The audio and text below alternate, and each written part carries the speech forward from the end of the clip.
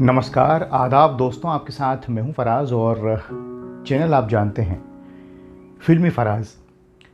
आज का ये कार्यक्रम बड़ा ख़ास है। आज हम आपको लिए चल रहे हैं एक ऐसे अभिनेता के सफ़र पर जिन्होंने एक्टिंग की दुनिया को बदल कर रख दिया। इतने काबिल थे वो, उन्होंने कई काम किए, राइटर भी थे, एक से बढ़कर एक उनकी फिल्में हैं। ऐसा लगता है कि एक्टिंग नहीं हो रही है, जो कुछ हो रहा है वो रियल है।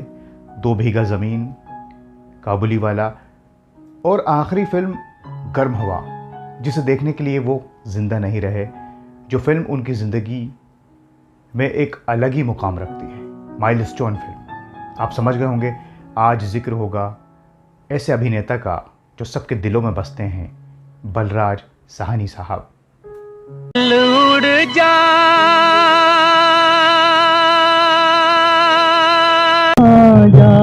रहा तू जाने वाला, तेरे दामन से जो आए उन हवा ज़ोहरज भी तुझे मालूम नहीं, तू अभी तक है हंसी। और सूरज कहूँ या चंदा, तुझे दीप कहूँ, बाबुल की दुआएं लेती जा जा तुझको ये देश हुआ बेगाना, चल उड़ जा। अंधेरा है मन का दिया तो जला, याद आता है मुझको उतना तड़पाता, और मैं जवान तुझ पे कुर्बान, मेरी जान नाम करेगा रोशन जग में मेरा राज, तेरे जीवन की घड़ियां आराम की। तो दोस्तों, बिना देर किए चलते हैं सफ़र पर बलराज साहनी जी के और जानते हैं उनकी पर्सनल लाइफ कैसी थी, फिल्मी सफ़र कैसा था और उनका अदबी सफ़र कैसा था। तो पेश खिदमत है ये ख़ास कार्यक्रम बलराज साहनी पर। किस्मत हथेली में नहीं, इंसान के बाजू में होती है। इंसान अपना मुकद्दर खुद बनाता है, सिर्फ अपना ही नहीं दूसरों का भी बना सकता है। मेरी बात छोड़िए, मैं अपने बेटों को क्या बनाऊंगा आज आपको बताता हूँ। इधर आओ मेरे बच्चों, मेरे शहजादों, इधर आओ, इधर आओ, इधर आओ। ये मेरा बड़ा लड़का कुक्कू, इसे मैं बैरिस्टर बनाऊंगा। और ये मंजला बबलू, ये मेरी तरह जरा बुद्धू है, इसे दुकान पर बिठाऊंगा।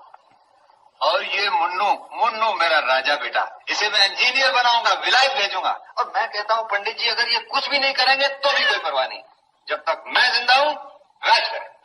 ये गंभीर और अपनी तरफ आकर्षित करती आवाज मशहूर एक्टर और राइटर बलराज साहनी की है। वो बलराज साहनी जिन्होंने किरदारों को हकीकत का ऐसा जामा पहनाया कि दुनिया दंग रह गई। चाहे 2 बीघा जमीन का शंभू महतो हो या फिर काबुलीवाला का अब्दुल रहमान, और 1965 की वक्त के लाला केदार नाथ को कौन भूल सकता है।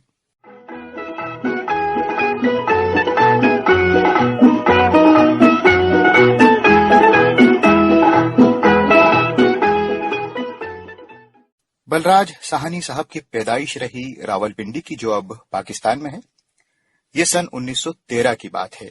महीना मई का था और तारीख थी 1 यानी 1 मई 1913। जन्म के वक्त इनका नाम था युधिष्ठिर साहनी। साहनी साहब ने गवर्नमेंट कॉलेज लाहौर से इंग्लिश लिटरेचर में मास्टर्स डिग्री ली। कुछ वक्त के लिए इन्होंने अपना फैमिली बिजनेस भी ज्वाइन किया, लेकिन उनका रुझान शुरू से ही एक्टिंग की तरफ रहा।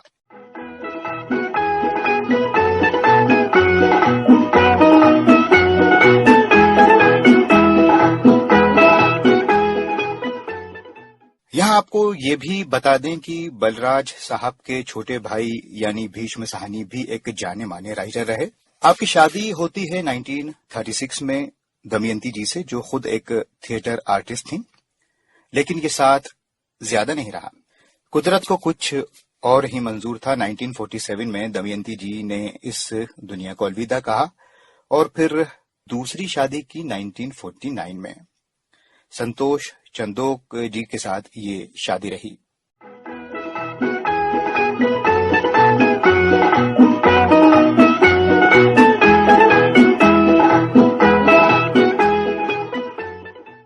यहाँ थोड़ा जिक्र ये भी कर दें कि लेट 30s में साहनी साहब दमयंती जी के साथ बंगाल की तरफ जाते हैं, शांति निकेतन में।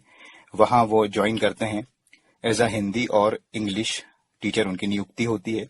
1938 में बलराज साहनी सेवाग्राम में महात्मा गांधी जी से जुड़ते हैं। फिर गांधी जी की मदद से ही आप इंग्लैंड जाते हैं और वहां बीबीसी लंदन की हिंदी सर्विस से जुड़ जाते हैं। 1943 में भारत वापसी करते हैं और फिर शुरू होता है नया सफर इल्म और फिल्म का।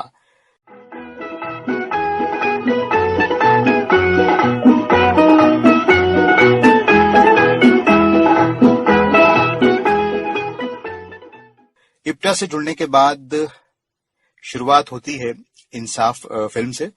फिर ख्वाजा अहमद अब्बास उनको मौका देते हैं धरती के लाल में, और ये सन था 1946 का। एक चीज आपको यहाँ बताते चलें, चूंकि बलराज साहब वामपंथी विचारधारा से जुड़े थे, तो इस वजह से उनकी जो जिंदगी थी वो बेहद सादगी भरी थी।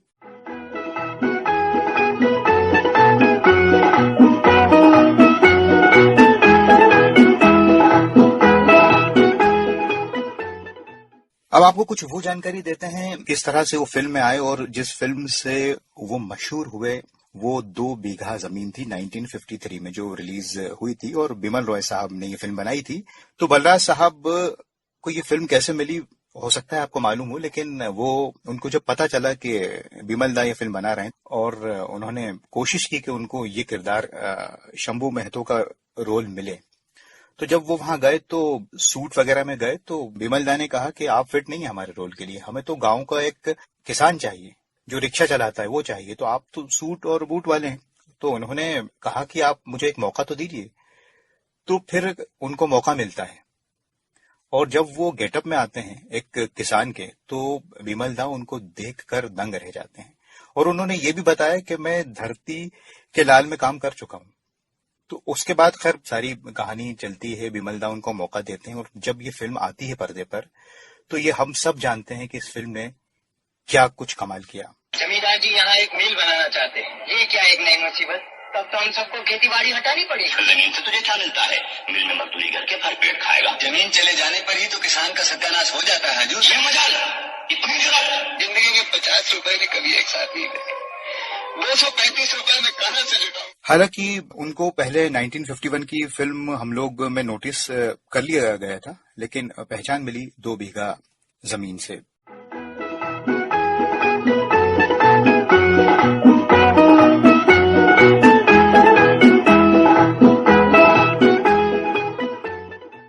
बीच में थोड़ा सा जिक्र करते हैं उनकी पर्सनल लाइफ का। जैसे मैंने आपको बताया कि उनकी पहली वाइफ जिंदा नहीं रह पाई, फिर दूसरी शादी की, फिर इनके 3 बच्चे हैं। परीक्षित साहनी साहब को तो हम जानते हैं, वो फिल्मों में हैं। इनकी एक बेटी थी शबनम और एक सनोबर।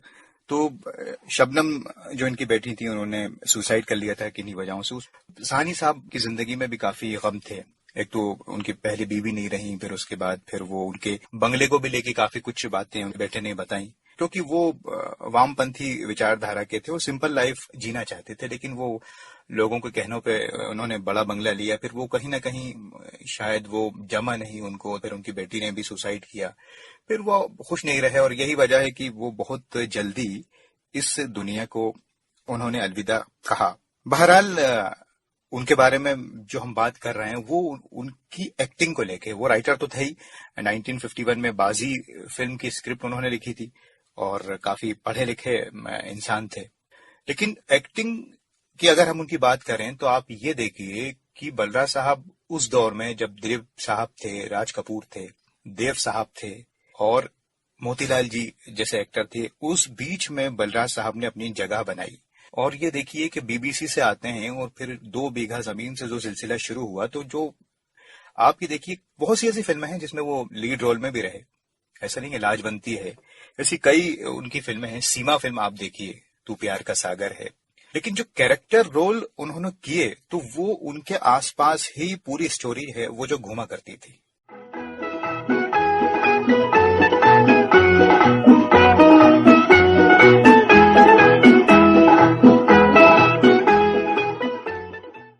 आप कोई सी भी उनकी फिल्म अगर उठा के देखें, 2 बीघा जमीन से जो सिलसिला शुरू होता है, तो फिर अच्छा एक चीज और भी है, उस वक्त की जितनी भी बड़ी एक्ट्रेस थी वो आप ये देखिए कि वो बलराज साहब के साथ काम करना चाहती थी, जबकि वो लीड रोल में या ऐसा कोई हीरो नहीं थे, लेकिन उनकी एक्टिंग और उनका जो किरदार होता था वो इतना जबरदस्त होता था कि लोग उनके साथ काम करना चाहते थे।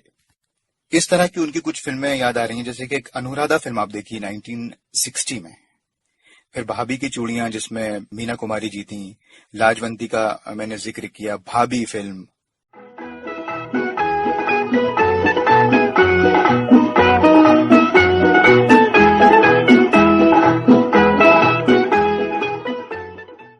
फिर 1961 में वो फिल्म आती है जिसमें एक बार फिर से उनकी जो एक्टिंग का लोहा होता है उसको लोग मानते हैं, काबुली वाला में बिमल दा की ये फिल्म थी और इसमें अब्दुल रहमान खान का उन्होंने किरदार किया। और उनके बारे में ये आपको बताऊं कि जब 2 बीघा जमीन की तो फिर वो उन्होंने रिक्शा वाला का जब किरदार किया तो फिर वो चले गए किरदार निभाने के लिए, उन्होंने उन लोगों के साथ रहे और सीखा और वो दर्द को उन्होंने अपने अंदर आत्मसात किया, चेहरे पे दिखा, फिर आपको वो एक्टिंग दिखती है। इसी तरीके से उनके जो हैं बच्चे बताते हैं, जब काबुली वाला कर रहे थे तो वो पठानों की बस्ती में चले गए, वो वहां पर फिर वो रहे और उनका रहना सहना सब उन्होंने देखा। और अगर आप वो काबुली वाला देखें तो आपको ऐसा लगता है कि ये एक्टिंग बिल्कुल नहीं है, ये जो कुछ भी हो रहा है फिल्म में ओरिजिनल है। आप कभी उस फिल्म को आपने देखा होगा, लेकिन गौर से देखें तो वो फिल्म आपको एक अलग ही दुनिया में ले जाएगी। वो आप कहेंगे ये बलराज साहनी नहीं है, ये कोई काबुल का पठान है। सलाम से जुड़े तगड़े खुशाली, हम वतन को जाते खुशाल का पैसा देने के वास्ते आए। हाल तुम हो कौन? तुम क्या बोलती? हमको नहीं पहचानती? बिल्कुल नहीं। वो तो हम पिस्टल दिया था, वो 5 तारीख को बोला था पैसा लेने के वास्ते, वो 5 तारीख के हम आए। हमने बोला था? अरे खाल तुमको किसी ने बनाया होगा, जाओ जाओ यहाँ से जाओ।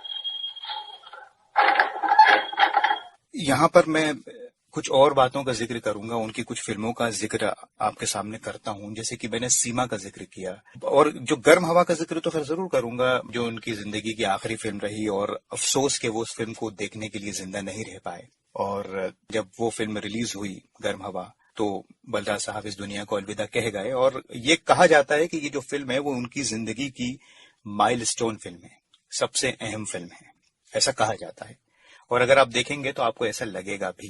लेकिन उसके पहले अगर आप देखें तो कमर्शियल सिनेमा में भी उन्होंने जो एक्टिंग की, जैसे एक फूल दो माली जो फिल्म है, संजय खान और साधना जी उसमें है, तो उसमें जो उन्होंने रोल किया है, तुझे सूरज कहूं या चंदा, तो ये अगर आप इस फिल्म को देखेंगे तो ये मुझे ऐसा लगता है शायद वो रोल बलराज साहब ही कर सकते थे।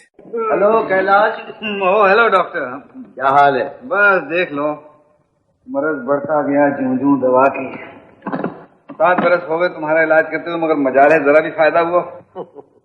तुम मुझे बेवकूफ समझते हो? तुम्हें अच्छा करके मैं खुद बीमार हो जाऊं? माय डियर फ्रेंड, तुम जैसे रईसों पे तो अपना दवाखाना चल रहा है।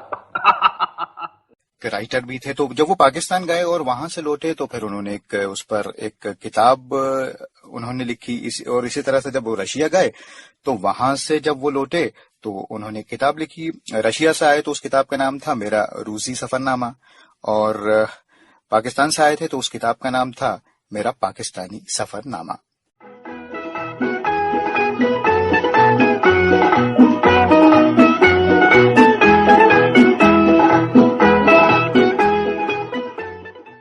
अब यहाँ गर्म हवा का जिक्र करना जरूरी है, जो MS सत्यू साहब ने जिस फिल्म को बनाया था। इस फिल्म को लिखा कैफी आजमी और शमा जैदी ने, और ये इस्मत चुगताई की शॉर्ट स्टोरी पर ये फिल्म जो है आधारित थी, और सलीम मिर्जा का इसमें किरदार निभाया था बलराज साहब ने, और ये फिल्म उनके दिल के बेहद करीब थी। आज किसे छोड़ा है मियां? बड़ी बहन को। बहनोई साहब तो पहले ही कराची जा चुके थे, आज उनके बाल बच्चे भी चले गए। हो सकता है आपने इस फिल्म को देखा हो, लेकिन इस फिल्म से बहुत ज्यादा यादें जुड़ी रही बलराज साहब की, लेकिन अफसोस कि वो इस फिल्म को नहीं देख पाए, लेकिन उनका जो किरदार है और जो उनकी अदाकारी है वो इसमें पूरे तरह से निखर के सामने आती है।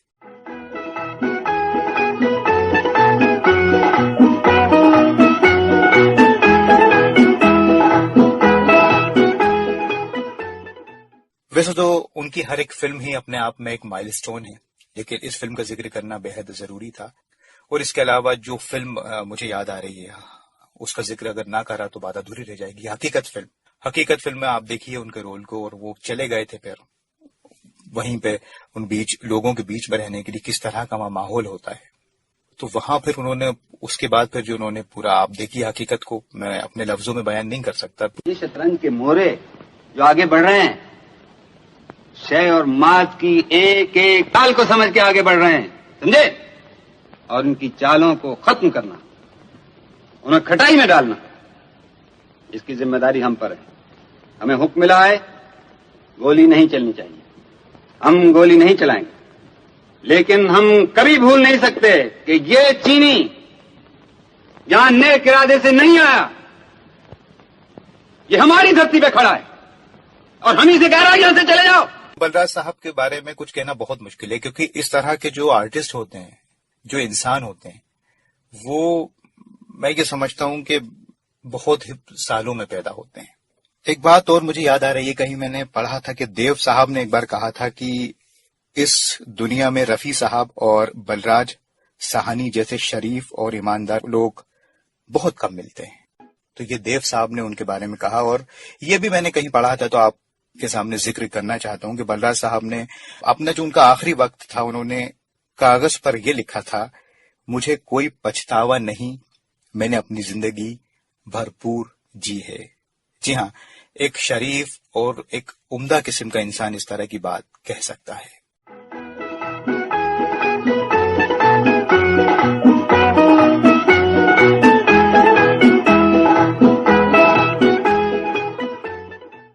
बहरहाल उनसे जुड़ी हुई तो बहुत सी यादें हैं, बहुत सी बातें हैं। मैं कौन सी बातें आपसे कहूं, कौन सी ना कहूं, क्योंकि मैं तो उनका बहुत शहदाई रहा हूं और अभी भी हूं और हमेशा रहूंगा।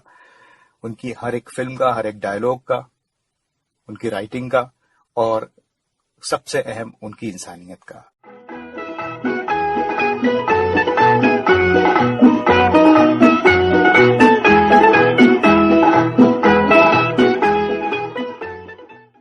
आखिर में इस महान अभिनेता के बारे में बस यही कहना चाहूंगा कि ऐसे बाकमाल अदाकार, काबिल राइटर और शरीफ इंसान बहुत मुश्किल से इस दुनिया में आते हैं, और वो भी इतनी कम जिंदगी लेकर। उनकी फिल्में और किरदारों में जान डालने वाला अभिनय सदियों तक याद किया जाता रहेगा, क्योंकि वो प्यार के सागर के एक अनमोल मोती हैं। अब अपने दोस्त हमसफर फराज को दीजिए इजाजत।